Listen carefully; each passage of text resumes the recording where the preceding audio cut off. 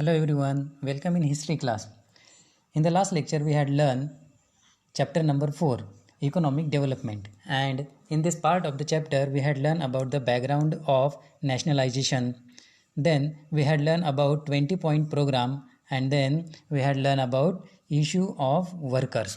And now today we are going to learn the next part of this chapter, and that is, do you know? Then now listen carefully. The working class has contributed culturally as well through folk theatre, folk art and literature. तो ये जो working class है उसने cultural wise अपना जो contribution है वो दिया था। वो इस तरह से दिया था कि फोक थिएटर, उसके बाद फोक आर्ट और लिटरेचर थ्रू इन्होंने अपना कंट्रीब्यूशन वहाँ पे दिया था। Anna Bhau Sathe, Shahir Amar Shaikh, Shahir Sable were popular for their programmes aimed at public education. तो यहाँ पे कुछ शाहिर के नाम बताए हैं जो इस तरह से है। अन्ना भाऊ साठे, देन शाहिर अमर शेख, देन शाहिर साबले। ये लोगों के बीच में बहुत ज़्यादा पॉपुलर थे। वो लोगों को प्रबोधन किया करते थे, अच्छी अच्छी बातें वहाँ पे बताया करते थे। तो ऐसे प्रोग्राम की वजह से ये लोग बहुत ही ज़्यादा पॉपुलर थे। Poets like Narayan Surve, Namdeo, Dhasal etcetera portrait the real life of the worker through their poems. तो कुछ पोइट भी थे जैसे कि नारायण सुर्वे, नामदेव, ढसाल और अदर पोइट वहाँ पे थे जिन्होंने अपनी पोएट्री थ्रू जो वर्कर्स की रियल लाइफ है वो अपने पोएम में वहाँ पे बताई हुई थी। Then the chief minister of Maharashtra barrister A.R. Antulay set up committee to solve this issue. तो ये जो वर्कर का इशू वहाँ पे चल रहा था, स्ट्राइक हुई थी, है ना। तो मुंबई गिरगांव में बहुत सी सारी मिल्स वहाँ पे बंद थी। स्ट्राइक की वजह से जो मिल वर्कर थे वो अनएम्प्लॉयड वहाँ पे हो गए थे। तो ये सारा प्रॉब्लम वहाँ पे जो चल रहा था, तो उस वक्त हमारे महाराष्ट्र के जो चीफ मिनिस्टर थे वो बैरिस्टर A.R. अंतुले थे। तो उन्होंने एक कमेटी वहाँ पे सेटअप की इस प्रॉब्लम को सॉल्व करने के लिए। Later Baba Saheb Bhosale became a chief minister of Maharashtra state. और उनके बाद महाराष्ट्र स्टेट के चीफ मिनिस्टर बने Baba Saheb Bhosale. He insisted that as per law he would talk only with the Rashtriya Mill मजदूर संघ। तो उन्होंने एक इंसिस्ट वहाँ पे किया, एक आग्रह वहाँ पे किया कि लॉ के ज़रिए मैं सिर्फ राष्ट्रीय मिल जो मजदूर संघ है उससे ही बात करूँगा।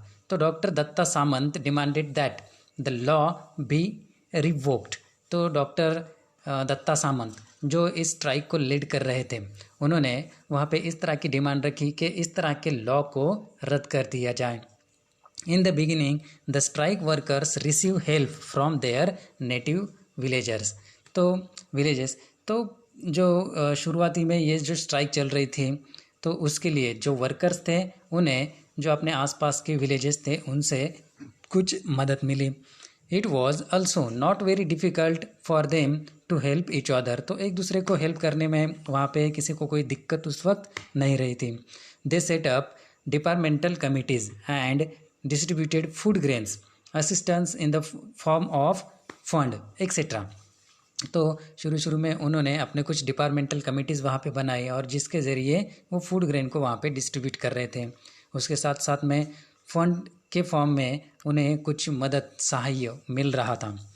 The left parties had supported the strike. तो रूलिंग पार्टीज़ के अपोजिट में जो अपोजिट पार्टी थी या लेफ्ट पार्टी जिसे हम कह सकते हैं, वो पार्टी भी इस स्ट्राइक को उस वक्त सपोर्ट कर रही थी। As the strike dragged on effort were made to split the striking workers ranks.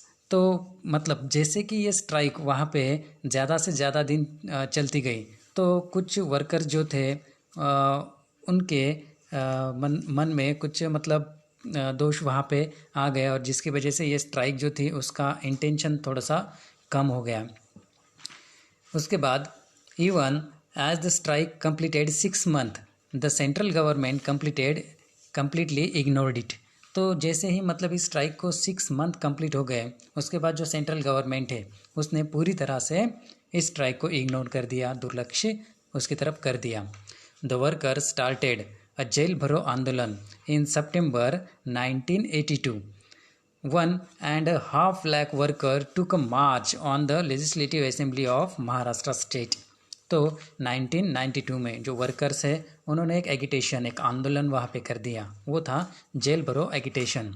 और करीबन 1.5 लाख वर्कर जो थे उन्होंने महाराष्ट्र की जो लेजिस्लेटिव असेंबली है, जिसे हम विधानसभा कहते हैं, वहाँ पे एक मार्च निकाला।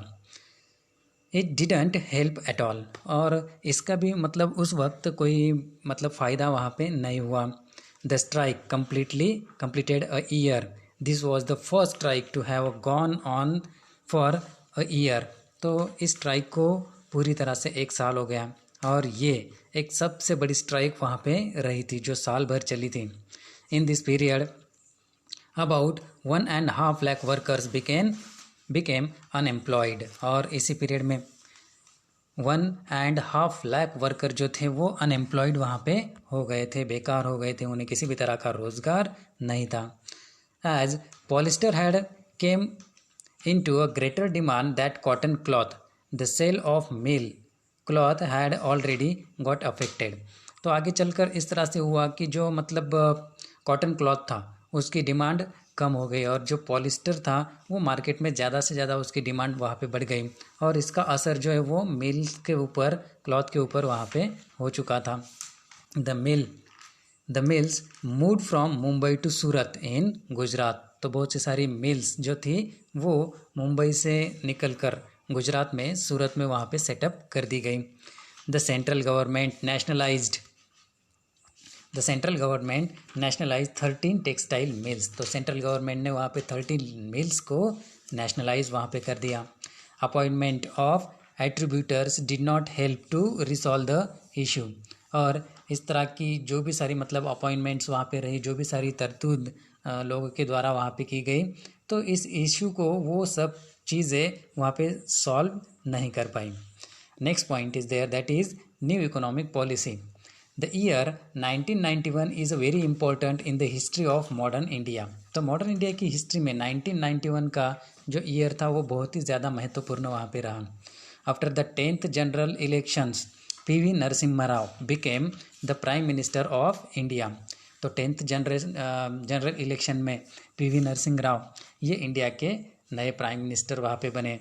With doctor Manmohan Singh as finance minister, he adopted a new economic policy of linking India's economy with the global economy.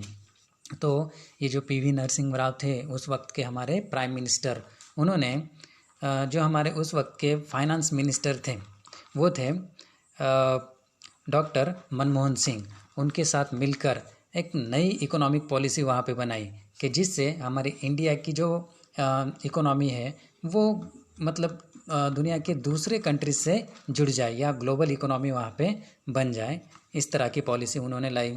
For this the fundamental changes were brought about the Indian economy, और जिसकी वजह से कुछ फंडामेंटल चेंजेस इंडियन इकोनॉमी के अंदर वहाँ पे आ गए। Indian economy was brought in tune with the global main stream, और आगे चल कर के इंडियन इकोनॉमी जो है वो जो ग्लोबल इकोनॉमी की मेन स्ट्रीम है, ग्लोबल इकोनॉमी जो चल रही थी उसके साथ वहाँ पे चलने लगी। During this period Indian economy was in the crisis situation. तो आगे चल कर के मतलब इंडियन इकोनॉमी जो है वो मतलब बहुत ही चाओटिक कंडीशन में वहाँ पे आ गई, मतलब क्राइसिस वहाँ पे आ गए। Before the PV Narasimha Rao government took charge, Chandrashekhar was the prime minister. तो जैसे ही मतलब PV नरसिम्हा राव वो उन्होंने चार्ज लिया, उससे पहले चंद्रशेखर ये इंडिया के प्राइम मिनिस्टर वहाँ पे रहे थे। During this tenure the rate of inflation was 17%, और उनके टाइम में वहाँ पे जो इन्फ्लेशन का रेट था वो 17% का वहाँ पे था, मतलब महंगाई जो थी वो 17% पे वहाँ पे चल रही थी। Economic growth rate had gone down by 1.1%, और हमारी इंडिया की जो इकोनॉमिक ग्रोथ है वो 1.1% से नीचे चली गई थी। India had foreign exchange reserves only enough to last for imports for a week, और इंडिया के पास जो फॉरेन एक्सचेंज बचा हुआ था, जो फॉरेन मनी वहाँ पे बचा हुआ था, वो सिर्फ 1 हफ्ते तक चलेगा, इतना ही बचा हुआ था। It had become difficult to pay back its loan and even give the interest on it. तो अदर कंट्रीज से इंडिया ने जो भी लोन लिया हुआ था उसे रीपे करना, उसे फिर से मतलब पे करना, ये अब मुनासिब नहीं था। यही नहीं तो उसके ऊपर का जो इंटरेस्ट है, जो ब्याज है, वो भी हमारी कंट्री वहाँ पे नहीं दे पा रही थी। In May 1991, the government had tried to control the situation by selling some of its gold reserves and by mortgaging some. तो इसे ओवरकम करने के लिए जो हमारी गवर्नमेंट है, इस सिचुएशन को कंट्रोल में लाने के लिए हमारे जो कुछ रिजर्व गोल्ड था उसे बेचा, कुछ गोल्ड को मॉर्गेज वहाँ पे रख दिया। Before the Chandrashekhar government, the PV Narasimha government,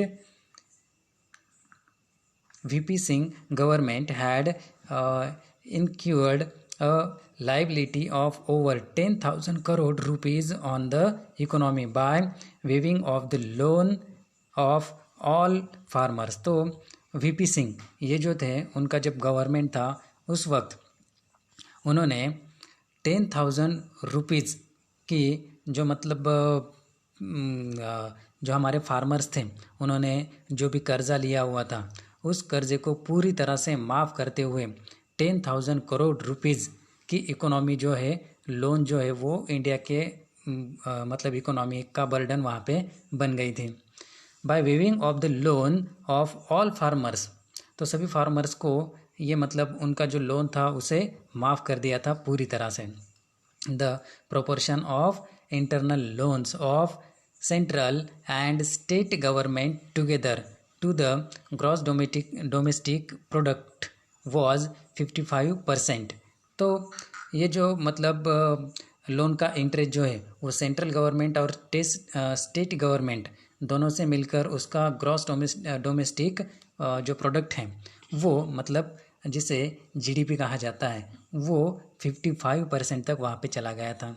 In 1980 to 81, foreign loan was 2,350 crore dollars. तो 1980 से लेकर 81 तक जो फॉरेन लोन था हमारी कंट्री के ऊपर वो 2,350 करोड़ डॉलर्स का था। It increase to 8,380 crore dollars in 1990 to 91। तो आगे 1990 और से लेकर 1991 तक ये जो कर्ज़ा था वो 8,380 करोड़ डॉलर्स का हो गया। At this time India had foreign exchange reserve of only 100 crore dollars. और उस वक्त इंडिया के पास जो फॉरेन करेंसी थी, मतलब जो अदर कंट्रीज़ का जो पैसा था उसमें मतलब बचा हुआ रिज़र्व ऐसा पैसा सिर्फ 100 करोड़ डॉलर्स वहाँ पे बचा हुआ था। This also had a background of the increasing oil price due to the invasion of Kuwait by Iraq। तो इसके पीछे एक और भी कारण था कि ये जो इराक था, इराक ने कुवैत के ऊपर आक्रमण कर दिया और जिसकी वजह से पूरे मतलब वर्ल्ड के अंदर जो ऑयल के प्राइजेस है वो बढ़ गए थे। It became difficult for India to raise a loan, और जिसकी वजह से इंडिया को बहुत ही दिक्कत हुई कि फिर से लोन कैसे रेज करे, दूसरी कंट्री से लोन कैसे ले हमारी कंट्री की डेवलपमेंट के लिए। Even the non resident Indian started withdrawing their deposit in foreign currency from India.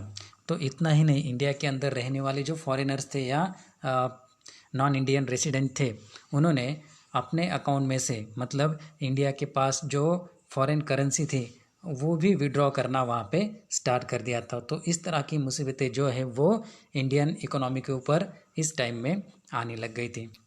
Now the next point we will be learn in the next lecture. Okay, bye.